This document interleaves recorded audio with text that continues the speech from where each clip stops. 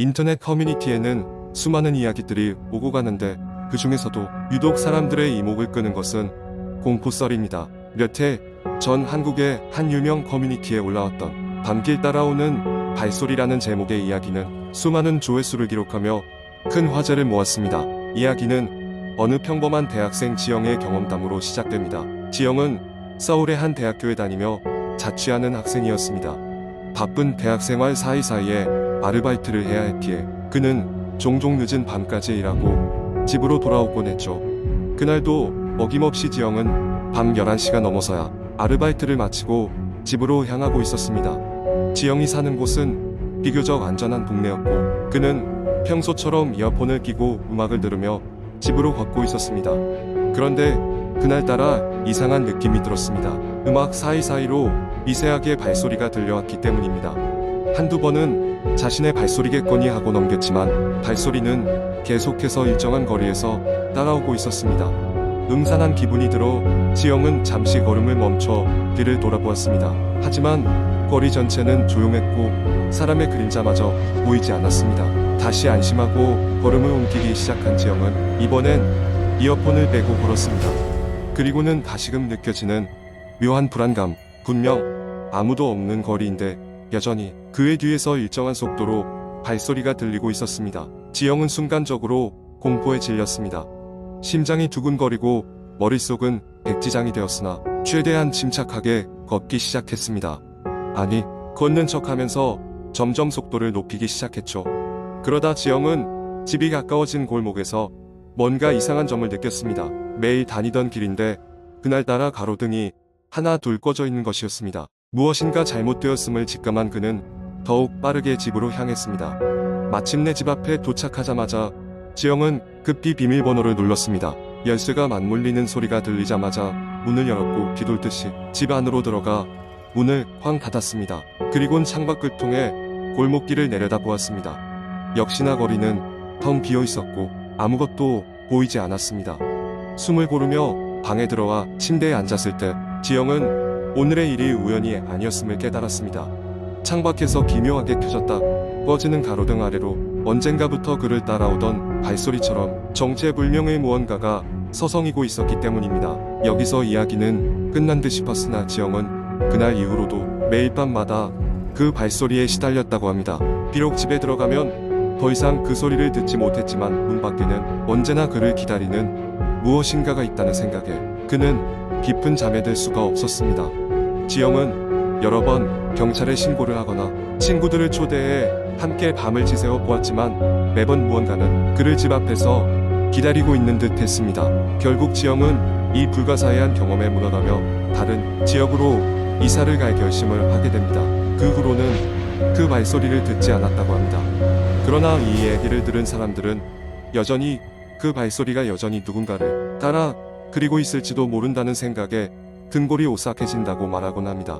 이처럼 일상 속 작은 이상에서 비롯된 공포는 사람들에게 더 큰 두려움을 안겨줍니다. 언제 어디서든 우리가 알지 못하는 무언가가 있을지도 모른다는 상상은 그 자체로도 현실 속 귀신 이야기가 될 수 있는 법이니까요. 두 번째 이야기 몇 년 전 한적한 시골 마을에 자리 잡은 오래된 대학교에는 나름의 신비한 기운이 감돌고 있었다. 특히 학교의 기숙사는 학생들 사이에서 여러 괴담의 중심지였다. 1970년대에 지어진 이 기숙사는 어두운 복도와 낡은 장식으로 인해 항상 스산한 느낌을 주었고 학생들은 이곳에서 자주 초자연적인 경험을 하곤 했다. 기숙사는 과거 병원이었던 곳을 개조하여 만든 것이었는데 전쟁 중에는 부상자와 고아들을 수용하는 피난처로도 쓰였다고 한다.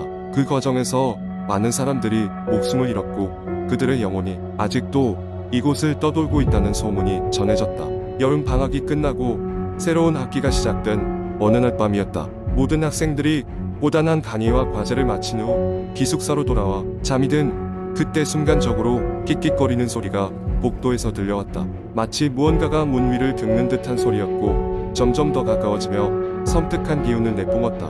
몇몇 학생들은 소리를 듣고 방문을 잠갔지만 소리는 멈추지 않았다. 소문은 더욱 무성해졌다. 기숙사에 새로 들어온 신입생 중 한 명이 사라졌다는 이야기였다. 그는 룸메이트에게 시험 준비로 밤을 새우겠다며 도서관에 간다고 했지만 그 후로 그 누구도 그를 본 적이 없었다. 그의 방은 모든 물건이 그대로였고 휴대전화도 남아있었다. 경찰이 수사를 벌였지만 어떠한 단서도 찾을 수 없었다. 사라진 학생을 찾기 위해 기숙사 곳곳을 뒤져보던 몇몇 학생들은 1층에 사용되지 않는 창고를 발견했다. 문이 열리자 그들 앞에는 오래된 계단이 있으며 지하로 이어져 있었다. 호기심에 못 이겨 그들은 계단을 내려갔고 오래된 병원의 기록들과 해골 무더기를 발견했다. 모두들 경악을 금치 못했고 그들의 후손이 아직 이곳을 떠돌고 있다는 것을 직감했다. 얼마 후 기숙사는 큰 리모델링에 들어갔다. 모든 학생들을 다른 곳으로 옮긴 뒤 공사가 시작되었다. 하지만 공사가 진행될수록 일군들 사이에서는 계속해서 이상한 소리가 들린다는 불만이 터져나왔다. 결국 공사는 중단되었고 기숙사는 완전히 폐쇄되었다. 현재 그곳에는 아무도 접근할 수 없지만 가끔씩 밤이 되면 기숙사 쪽에서 낮은 울음소리와 속삭이는 소리가 들린다는 소문이 여전히 돌고 있다. 세 번째 이야기. 몇 년 전 여름 대학생이던 재호는 서울을 떠나 강원도의 산골 마을로 여름방학 동안 머물게 되었다. 거기서 그는 할머니와 함께 지내며 조용한 시골 생활을 즐길 생각이었다. 도착한 날 할머니는 조심스레 한 가지 당부 말씀을 하셨다. 재호야, 해질녘이 지나면 절대 산길로 들어가면 안 된다. 그리고 마을 북쪽에 있는 옛 마을은 절대 가면 안 된다. 재호는 할머니의 말을 그저 옛날 사람들의 미신이라고 생각했다. 하지만 그날 밤 작은 방에서 창문을 통해 들어오는 차가운 바람을 맞으며 잠들지 못하던 그는 이상한 소리를 듣기 시작했다. 징그러운 울음소리와 함께 마치 여럿이 웅성거리는 듯한 소리가 바람에 실려왔다. 그는 가볍게 몸을 떨었지만 피로에 지쳐 결국 깊은 잠에 빠져들었다. 몇 주가 흐르고 재호는 이미 마을 생활에 익숙해져 있었다. 해질녘이 되면 정해진 시간에 집으로 돌아왔고 특별한 사건 없이 여름이 지나가고 있었다. 그러던 어느 날 서울에서 친한 친구들이 그를 방문했다. 그들은 재호와 함께 산책을 하다 밤이 되자 할머니가 경고했던 북쪽 옛 마을 쪽으로 가보자는 제안을 했다. 재호는 처음엔 망설였지만 친구들의 계속되는 요청에 마지못해 그들을 따라 나섰다. 산길을 따라 어둠 속을 걸어가던 중 갑자기 옅은 안개가 피어오르며 주변 시야가 흐려지기 시작했다. 그들은 이내 길을 잃고 말았다. 결국 헤매던 끝에 그들은 결국 오래된 마을의 폐허에 도착하게 되었다. 마을은 오래전 버려진 듯했으며 허물어져가는 집들과 잡초가 우거진 정원들이 그들 앞에 펼쳐져 있었다. 하지만 그 순간 마을 전체가 갑자기 낯선 기운에 휘감겼고 그들은 누군가의 시선을 강하게 느꼈다. 불안감이 엄습하자 그들은 발걸음을 재촉해 그곳을 벗어나려 했다. 바로 그때였다.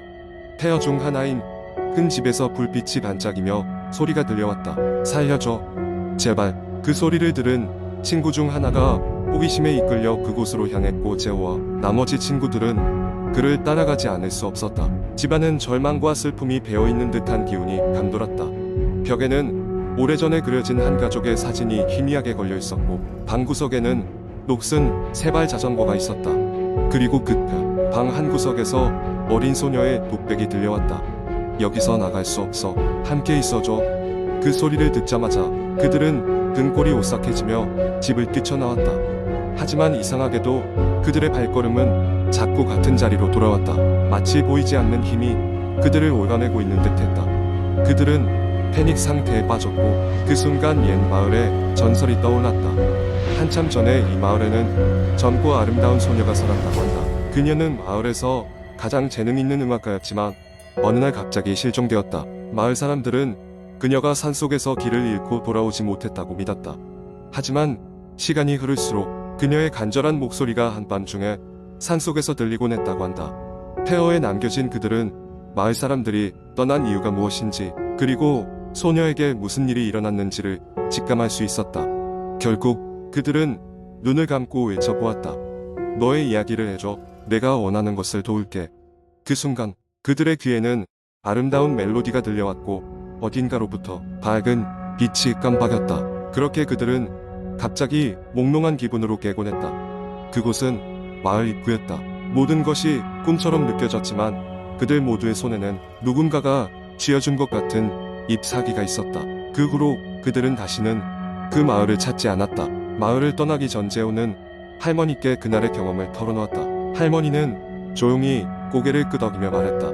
마을의 영혼을 달래려면 그들에겐 말보다 음악이 필요했던 것이란다. 그 소녀도 이제야 안식을 찾았겠지.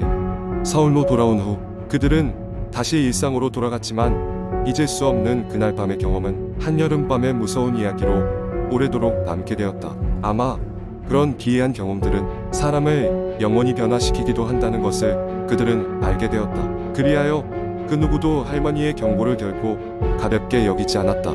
네 번째 이야기. 어느 날 밤 나는 평소와 같이 인터넷 서핑을 하다가 우연히 한국의 한 인기 커뮤니티 사이트에서 공포썰이라는 제목의 게시물을 발견했다.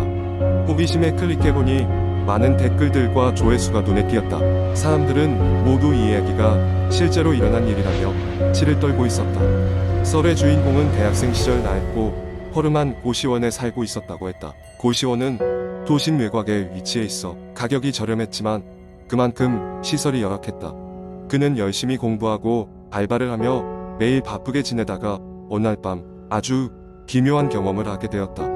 그날 밤은 유난히 허전하고 조금 으스스한 기분이 들었다고 한다. 같은 층에 거주하던 사람들이 거의 대부분 집에 없거나 조용히 지내고 있어 평소보다 더 적막했다. 그는 그저 공부하느라 피곤해서 그렇겠거니 하며 대수롭지 않게 생각하고 잠자리에 들었다. 그가 자고 있던 중 갑자기 이상한 소리에 잠에서 깼다. 벽 너머 좁은 복도에서 무언가 긁히는 소리가 들렸다. 마치 누군가 날카로운 물건으로 벽을 긁어대는 듯했다. 그 소리는 천천히 방 앞으로 다가왔다. 그 소리에 겁에 질린 그는 숨도 크게 못 쉬고 소리가 멈추기만을 기다렸다. 그 순간 갑자기 방 문 아래 틈새로 붉은 액체가 스며들기 시작했다. 놀란 그는 재빨리 불을 켜고 확인해 보았지만 그 붉은 액체는 어느새 사라진 상태였다. 이제는 진짜 잠을 잘 수가 없었다. 다음 날 아침 그는 용기를 내어 복도 CCTV를 체크할 수 있는 관리인을 찾아가 도움을 요청했다. CCTV 화면에서 자신이 깨어났던 시간대를 돌려보던 중 관리인은 복도를 걷고 있는 이상한 형체를 발견했다. 얼굴이 보이지 않는 긴 머리에 한 여자가 복도를 서성이며 손톱을 뾰족한 무언가로 벽을 긁고 있었다. 더 소름 돋는 건 여자가 그의 방 앞에서 멈췄다는 것이었다. 하지만 CCTV에는 문을 넘는 모습이 잡히지 않았다. 그날 후로 그는 그 고시원에 머물 수 없었다. 급히 방을 빼고 다른 곳으로 이사를 갔다고 한다. 그러나 그 충격적인 경험은 쉽게 잊히지 않았고 시간이 지나도 그때의 공포가 종종 꿈으로 나타났다. 이 썰은 진짜인지 꾸며낸 이야기인지 확실치 않지만 많은 사람들이 비슷한 경험을 했다는 댓글을 달았다. 특히 낡고 오래된 건물에서 으스스한 경험을 했다는 이야기가 많았다. 이 이야기를 읽고 나니 나는 고시원이나 오래된 건물에서는 좀처럼 발길이 가지 않게 되었다.